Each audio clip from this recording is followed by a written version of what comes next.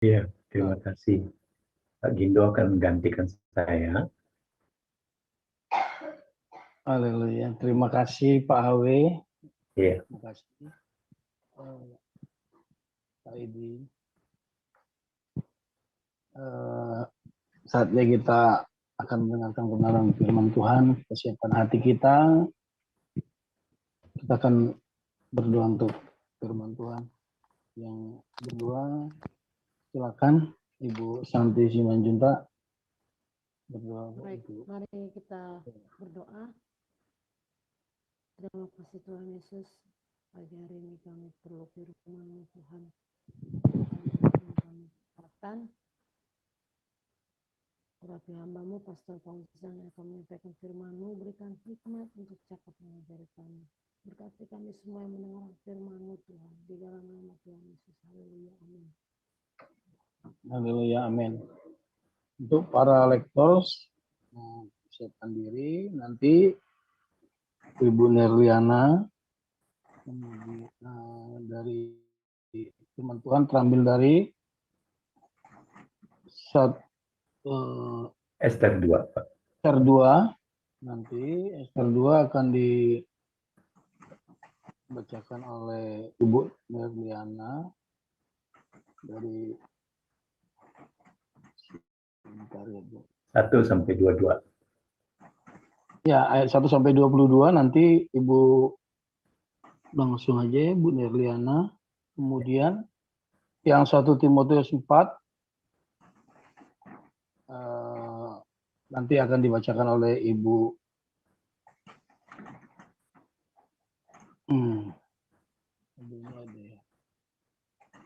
Saya juga bisa bacain, Pak. Oke. Baik, siap.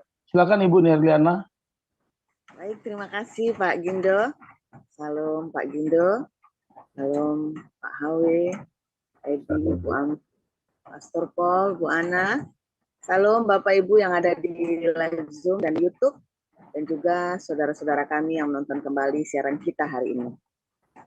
Puji Tuhan, kembali kita membaca firman Tuhan dari kitab Ester 2, ayat 1 sampai 23. Demikian firman Tuhan.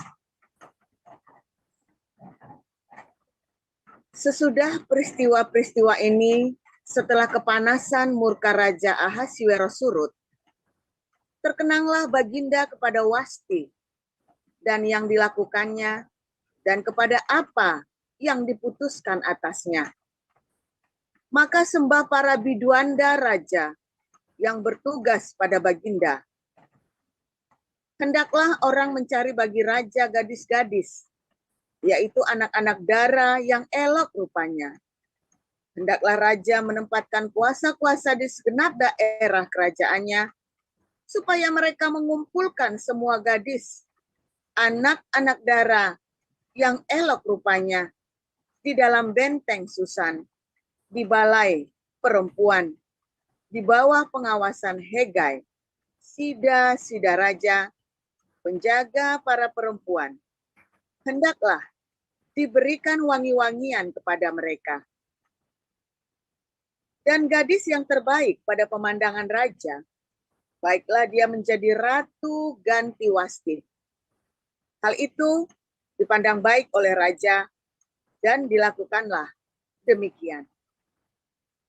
Pada waktu itu ada di dalam benteng Susan seorang Yahudi yang bernama Mordekai bin Yair bin Samai bin Kis, seorang Benyamin, yang diangkut dari Yerusalem sebagai salah seorang buangan yang turut dengan Yekonya, Raja Yehuda, ketika ia diangkut ke dalam pembuangan oleh Raja Nebukadnezar, Raja Babel. Mordekai itu pengasuh Hadasa, yakni Ester, anak saudara ayahnya. Sebab anak itu tidak beribu bapa lagi. Gadis itu elok perawakannya dan cantik parasnya. Ketika ibu bapanya mati, ia diangkat sebagai anak oleh Mordekai. Setelah titah dan undang-undang raja tersiar dan banyak gadis dikumpulkan di dalam benteng Susan di bawah pengawasan Hegai, maka Ester pun dibawa masuk ke dalam istana raja di bawah pengawasan Hegai, penjaga para perempuan. Maka gadis itu sangat baik pada pemandangannya dan menimbulkan kasih sayangnya, sehingga Hegai segera memberikan wangi-wangian dan pelabur kepadanya, dan juga 7 orang dayang-dayang yang terpilih dari isi istana raja, kemudian memindahkan dia dengan dayang-dayangnya ke bagian yang terbaik di dalam balai perempuan. Ester tidak memberitahukan kebangsaan dan asal-usulnya, karena dilarang oleh Mordekai. Tiap-tiap hari, berjalan-jalanlah Mordekai di depan pelataran balai perempuan itu untuk mengetahui bagaimana keadaan Ester dan apa yang akan berlaku atasnya. Tiap-tiap kali seorang gadis mendapat giliran untuk masuk menghadap Raja Ahasiweros, dan sebelumnya ia dirawat menurut peraturan bagi para perempuan selama 12 bulan. Sebab seluruh waktu itu digunakan untuk pemakaian wangi-wangian.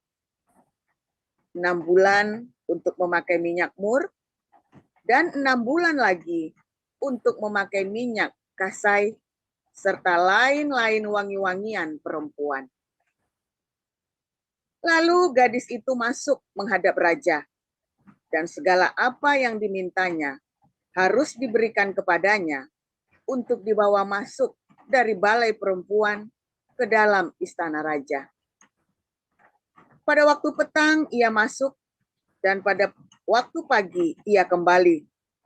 Tetapi sekali ini ke dalam balai perempuan yang kedua di bawah pengawasan Saasgas, sida-sida raja, penjaga para gundik.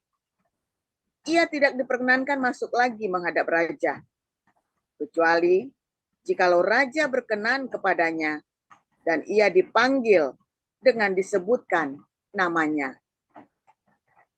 Ketika Ester, anak Abihail, yakni saudara ayah Mordekai, yang mengangkat Ester sebagai anak, mendapat giliran untuk masuk menghadap raja, maka ia tidak menghendaki sesuatu apapun selain daripada yang dianjurkan Hegai, sida-sida raja, penjaga para perempuan.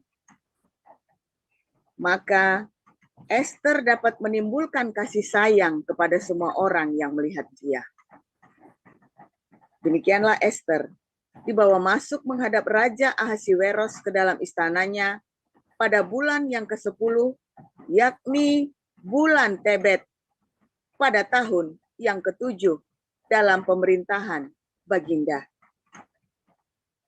Maka Ester dikasihi oleh Baginda lebih daripada semua perempuan lain, dan ia beroleh sayang dan kasih Baginda lebih daripada semua anak dara lain, sehingga Baginda mengenakan mahkota kerajaan ke atas kepalanya dan mengangkat dia menjadi ratu ganti Wasti. Kemudian diadakanlah oleh Baginda suatu perjamuan bagi semua pembesar dan pegawainya, yakni perjamuan karena Ester dan Baginda menitahkan kebebasan pajak bagi daerah-daerah serta mengaruniakan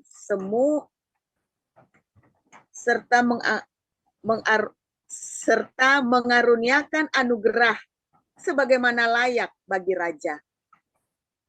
Selama anak-anak dara dikumpulkan untuk kedua kalinya, Mordekai di pintu gerbang istana raja. Adapun Ester tidak memberitahukan asal-usul dan kebangsaannya seperti diperintahkan kepadanya oleh Mordekai, sebab Ester tetap berbuat menurut perkataan Mordekai seperti pada waktu ia masih dalam asuhannya. Pada waktu itu, ketika Mordekai duduk di pintu gerbang istana raja, sakit hatilah Bigtan dan Teres, 2 orang sida-sida raja yang termasuk golongan penjaga pintu. Lalu berikhtiarlah mereka untuk membunuh Raja Ahasiweros. Tetapi perkara itu dapat diketahui oleh Mordekai. Lalu diberitahukannya lah kepada Ester, sang ratu. Dan Ester mempersembahkannya kepada raja atas nama Mordekai. Perkara itu diperiksa dan ternyata benar. Maka kedua orang itu disulakan pada tiang. Dan peristiwa itu dituliskan di dalam kitab sejarah di hadapan raja. Demikian. Selanjutnya, silakan Ibu Lilis dari 1 Timotius pasal 4 ayat 1 sampai 16.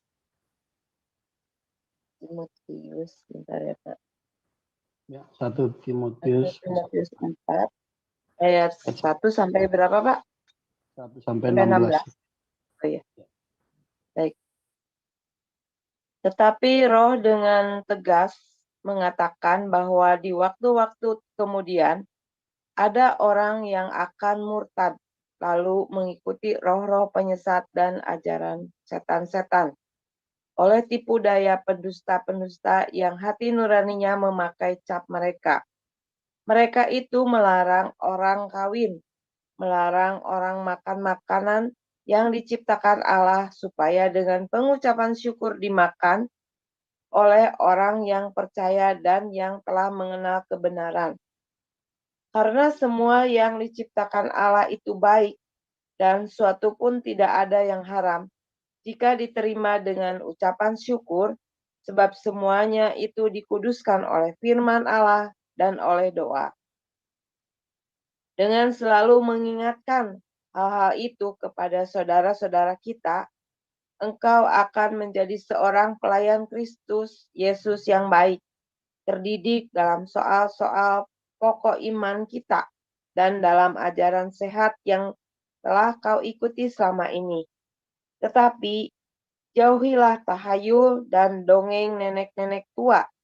Latihlah dirimu beribadah.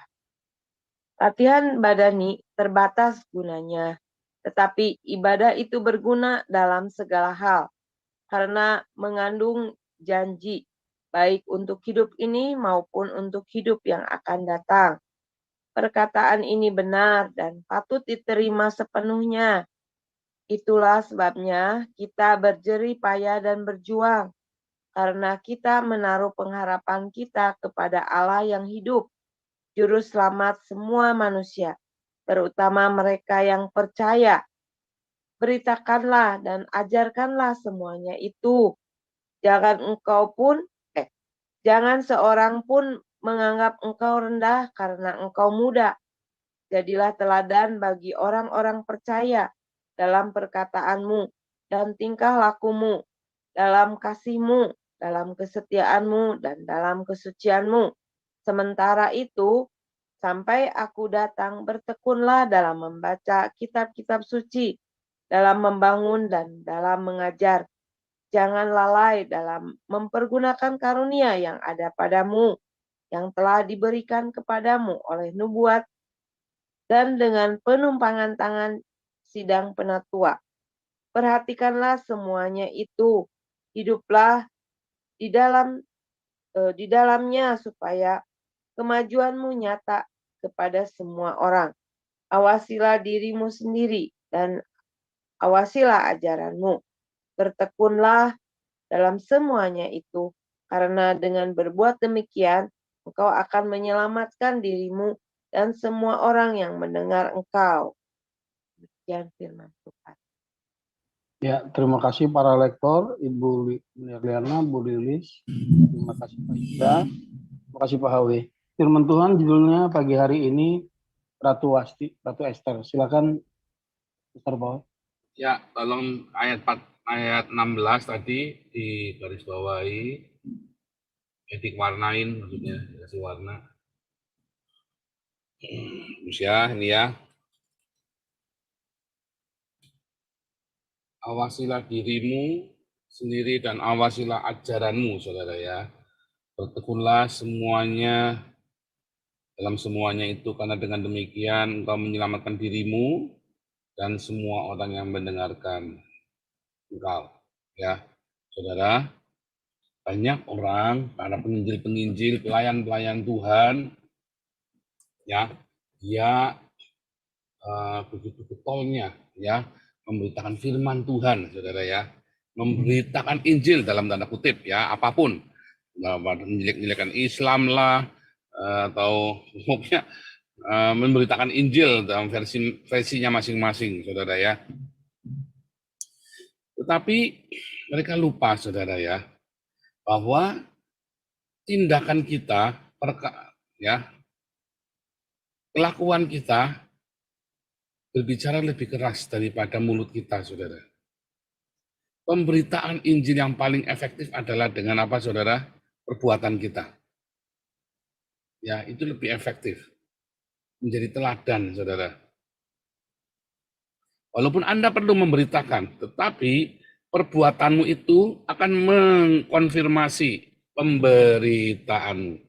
Kalau pemberitaanmu begitu hebat, tapi perbuatanmu tidak sebanding dengan apa yang kamu beritakan, justru akan mematikan semua yang kamu katakan itu akan mati, saudara.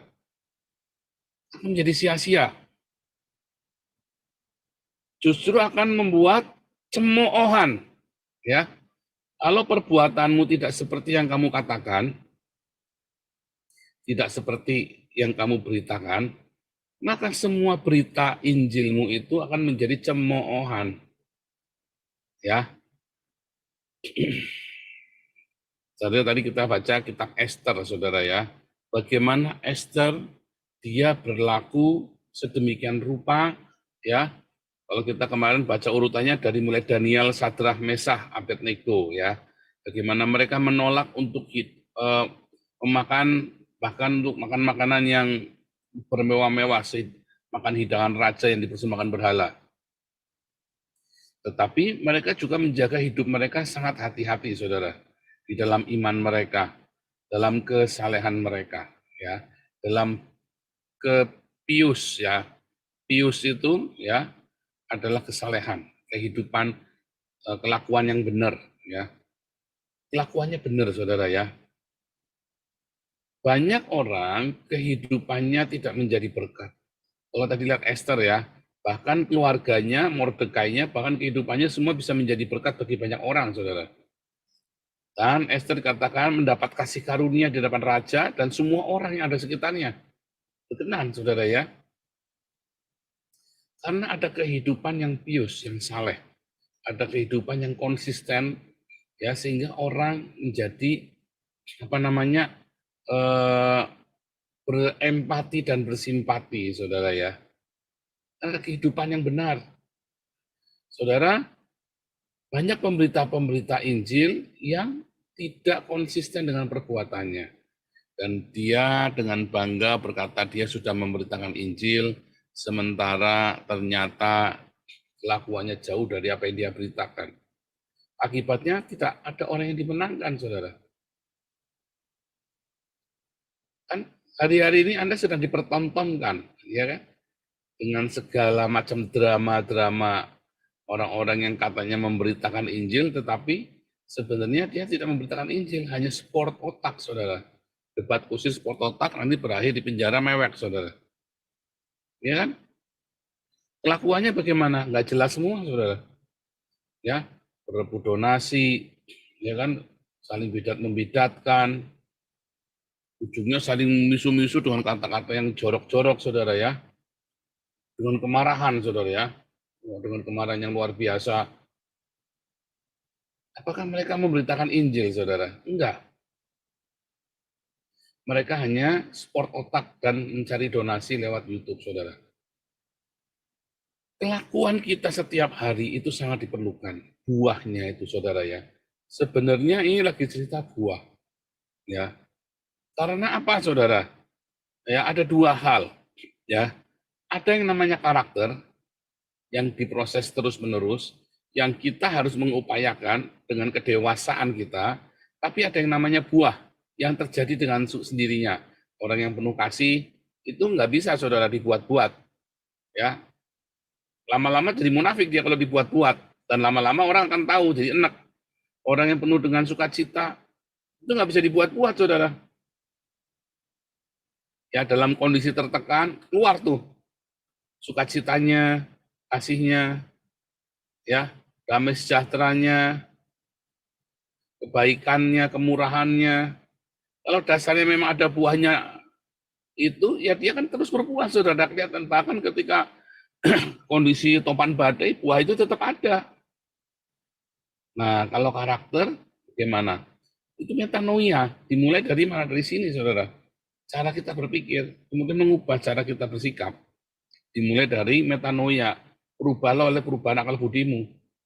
Itu terus-menerus metanoia itu, saudara, ya, proses yang terus-menerus, yang Anda mau orang Kristen, mau orang bukan Kristen, mau orang kafir, mau orang apa, orang Arab, orang Cina, orang apa, metanoia itu harus terus-menerus, saudara, ya. Tergantung Anda metanoia ke arah Kristus atau ke arah apa yang menjadi patokan Anda. Beberapa orang aliran meditasi, metanoianya ke arah meditasi. Orang-orang Islam metanoianya pengen kayak Muhammad, saudara, cabul. Orang-orang yang Buddha, dia pengen seperti Siddhartha Gautama, dan juga seperti Kuan Im, bermetanoia, ya. Kita anak-anak kerajaan terang, kerajaan surga. Kita ingin bermetanoia supaya kita seperti Yesus, serupa Yesus. Itu, saudara, ya. Berubahlah oleh pembaharuan akal budi kita.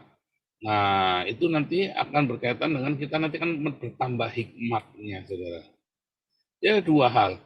Metanoia dan berbuah rohnya, saudara. Metanoia, Paulus, berubahlah oleh pembaharuan akal budimu. Kalau buah roh, itu hasil otomatis, natural. Ya, Anda nggak bisa korok-korok itu pohon itu berbuah nggak? Kalau nggak berbuah, wah, gua cekek lu pohon. Nggak bisa, saudara. Kalau kamu kasih nutrisi yang bagus, bibitnya bagus, ya, dan ranting itu tetap melekat pada batangnya, ya pasti berbuah sendiri, saudara, ya. Nggak usah dipaksa-paksa, nggak usah Anda ancam-ancam, taruhin bom molotov segala macam, nggak perlu, saudara, berbuah sendiri dia. Asal benar perlakuan treatmentnya, itu otomatis. Tapi kalau metanoia harus kita yang mengupayakan.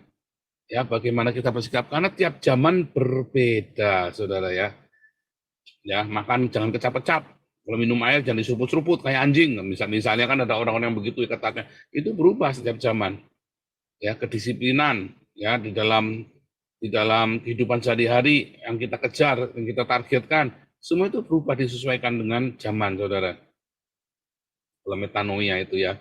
Namun kalau kita punya metanoia kita ke arah Kristus, maka nggak akan lekang oleh zaman. Nah, kalau kita mengawasi diri kita sendiri dan mengawasi ajaran kita, apa yang kita beritakan, makanya saudara, kalau saudara lagi ngomong, Anda sudah ngalami belum yang Anda ngomong? Itu penting, saudara, ya. Kalau Anda belum ngalamin, Anda rugi loh. Alamin dulu, saudara, ya. Setiap saya ngomong sama Anda, saya sudah ngalamin. Sehingga kalau saya ngomong itu mantap, saudara, ya. Saya sudah ngalami. Ya. Tanpa pengalaman itu, Anda akan menjadi kosong. Pemberitaanmu akan tidak ada isinya. Bahkan Anda sudah mengalami pun, cocok-cocokan juga bisa kan? Cocokmologi saja kan? Oh, jangan-jangan karena ini, jangan-jangan. Anda yakin nggak karena itu? Oh, pasti karena ini. Jangan-jangan itu tahayul nenek-nenek tua lagi. Ya kan? Oh, kamu begini, ini Agustan kena asap ini. Oh, ini siapa lagi kena asap, dikit-dikit asap. Jangan-jangan tahayul lagi. Anda pernah ngalami nggak? Oh, saya pernah ngalami, ya. Saya memaki-maki Tuhan, saya nggak mati tuh. Malah Tuhan mengasihi saya. Saya dibawa bertemu, mengalami pertemuan dengan Tuhan. Ya, walaupun dalam badai tentunya, ya. Nah, makanya dengan apa Anda menakar, mengukur, ya kan? Semua kan ada ukurannya. Metanoia itu tiap hari terjadi, saudara, ya. Kita mau seperti Yesus. Bagaimana supaya seperti Yesus? Ya, logos. Dari logos itu kita bisa seperti Yesus, ya. Hanya logos, ya. Dari logos. Lalu Anda penuhi logos itu dengan cinta. Sehingga Anda bisa menjadi serupa dengan Kristus, saudara. Tetapi kalau buah, itu dengan sendirinya hubunganmu bersama dengan Kristus, ya, hubunganmu dengan Kristus itu yang akan menghasilkan buah otomatis. Kasih itu keluar sendiri, sukacita itu keluar sendiri, damai sejahtera itu keluar sendiri. Anda perlu ini, saudara. Ketika saudara mengerti ini, awasilah dirimu dan ajaranmu, bertekun, dan kita bertekun di dalam ini, saudara, engkau akan menyelamatkan dirimu, saudara. Kenapa? Karena kalau kamu tidak mengawasi dirimu sendiri, kamu seakan-akan Kristen, kamu penginjilan, dalam tanda kutip ya, entah penginjilan model apa, saya nggak ngerti, ya tiba-tiba kamu tidak berbuah. Kamu nggak mengawasi dirimu sendiri, kamu tidak mengalami metanoia juga, saudara. Lalu, apa dong? Satu, kamu jadi batu sandungan buat orang lain. Udah pasti, orang yang nonton enak, saudara. Nggak kepengin menjadi pengikut Yesus. Pengikutnya aja kayak begitu, saudara. Nggak kepengen, saudara. Beda dengan komunitas kita. Makanya saya selalu berkata, teladanilah aku seperti aku meneladani Kristus ya dalam 1 Korintus 11 ayat 1. Mengapa, saudara, saya selalu berkata gitu? Saya sedang mengingatkan diri saya sendiri, hati-hati hidup menjadi teladan. Hati-hati. Ya, bertekun, harus bertekun. Saya selalu koreksi setiap hari dengan antara metanoia dengan buah roh, saudara. Ya, metanoia itu kan membuat Anda jadi dewasa ya, Anda kan menjadi sehingga Anda yang tadinya sering konflik jadi lebih jarang berkonflik, gitu ya. Anda lebih tadinya Anda nggak tahu cara menghadapi sebuah konflik, Anda jadi lebih pintar, lebih dewasa. Ya, metanoia itu membuat Anda seperti itu. Ya, kalau buah roh itu membuat Anda semakin menjadi berkat dan dinikmati oleh orang lain dan Tuhan yang akan menambahkan buah itu kepadamu, saudara, menjadi ukuran dari kamu sudah selamat apa enggak.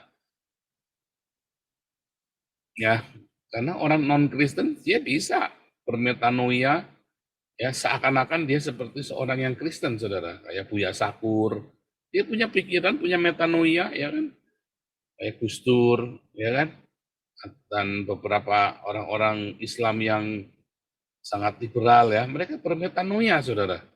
Seperti metanoianya orang Kristen, cara berpikirnya. Artinya ada sebuah kebenaran universal. Tapi kalau buah roh itu nggak bisa nipu, nggak bisa dibuat, saudara. Karena buah roh itu timbul dengan sendirinya akibat hubunganmu bersama dengan Tuhan. Kasihmu melimpah, sukacita, damai sejahtera, kebaikanmu, kemurahanmu, itu melimpah otomatis dalam segala tekanan, dalam segala keadaan, dalam segala gencetan, saudara. Ya, penguasaan diri, kesetiaan, itu semua otomatis semua, saudara ya. Sabaran itu keluar sendiri. Buah roh itu keluar sendiri. Nah, kalau kamu mengawasi dirimu dan ajaranmu dan bertekun di dalam itu, kamu akan menyelamatkan dirimu. Karena kamu jadi tahu, oh ternyata aku tidak berbuah. Anda sadar. Aku pemberitaan Injil kemana-mana, saya sadar, saudara ya. Saya memberitakan Injil kemana-mana, ternyata buah saya nggak ada. Saya sadar, saya bertobat. Nah, akhirnya sekarang buah itu makin nyata. Saya merasakannya, istri saya merasakannya, anak-anak merasakannya, semua orang yang dekat di sekeliling saya merasakan buah itu. Ya, selain menyelamatkan diriku sendiri, ya karena aku jadi tahu selama ini aku tidak berbuah. Selama ini jadi saya sadar, aku tidak berbuah. Kenapa bisa begini? Anda nyadar nggak kalau Anda nggak berbuah? Hati-hati, saudara. Anda harus sadar diri. Anda berbuah apa enggak? Harus jujur. Di mana buah karaktermu, ya kan? Ada buah rohmu, ada buah jiwa-jiwa enggak di situ? Anda harus sadar, Anda harus jujur loh. Enggak ada. Oh, buah roh gimana buah roh? Waduh, saya gerusa-gerusu, saya pemarah, saya masih pendendam, saya masih tidak ada sukacita, saya masih dan seterusnya ya, tidak penguasaan diri. Anda belum berbuah. Wah, jangan-jangan Anda belum lahir baru. Dan Anda belum bertekun di dalam, atau Anda belum bertekun dalam kelahiran barumu. Kamu berhenti. Ya. Dan menyelamatkan semua orang yang mendengar pemberitaanmu, saudara.